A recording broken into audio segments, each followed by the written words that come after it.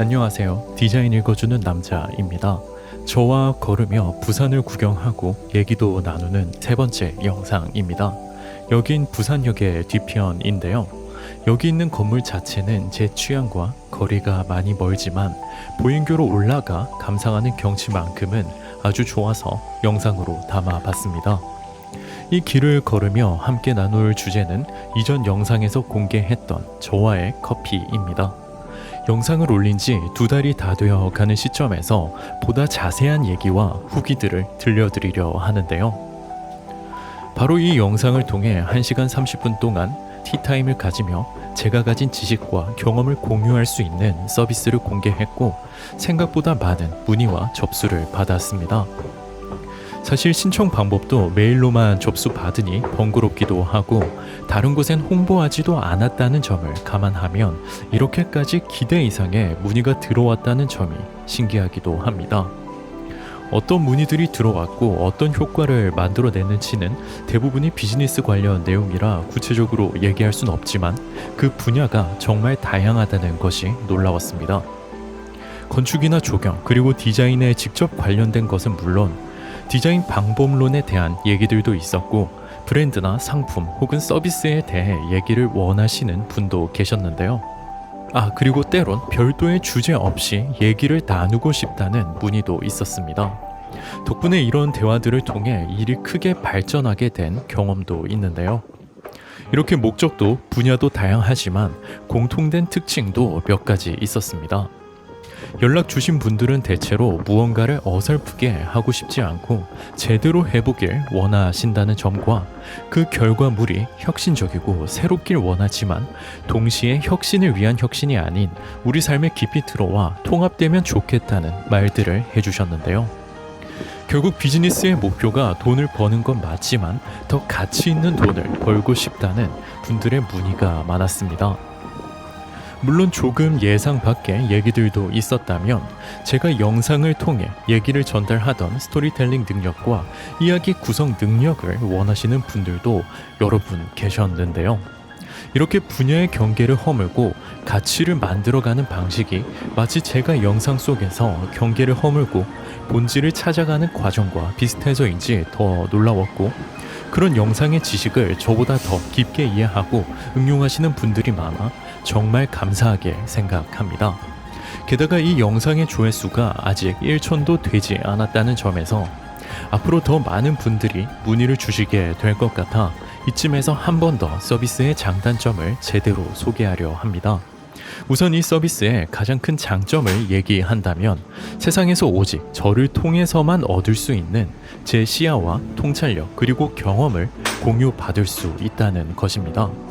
제 영상들에 달린 과분한 댓글들처럼 작게는 제가 보여드린 지식부터 대상을 보는 관점, 즉 시선과 그 원리를 얻으실 수도 있고 나아가 생각과 아이디어를 만드는 일종의 방법들 그리고 자동차와 건축을 합천해 다룬 통찰력까지 이를 1시간 30분 동안 마음껏 활용할 수 있다는 것이죠.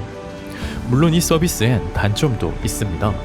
단 한 번의 짧은 대화만으론 본격적인 연구나 컨설팅만큼 결과물 자체를 만들어내기엔 한계가 있다는 것이죠. 하지만 그렇기 때문에 이 서비스가 더 가치 있는 건 아닌가 싶은데요.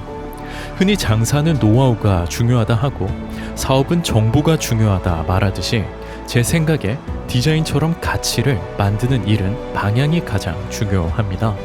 특히 대기업을 대상으로 컨설팅과 연구를 하며 검증된 지식과 경험을 이 가격에 제공할 수 있다는 점에서 아마도 가성비만큼은 어디서도 절대 지지 않는 서비스가 아닐까 싶은데요.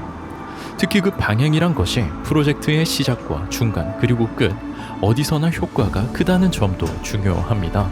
시작 단계에선 다른 방향을 헤매며 낭비될 비용을 절감할 수 있고 동시에 프로젝트의 방향을 제대로 설정해 일의 성공 확률도 높일 수 있습니다.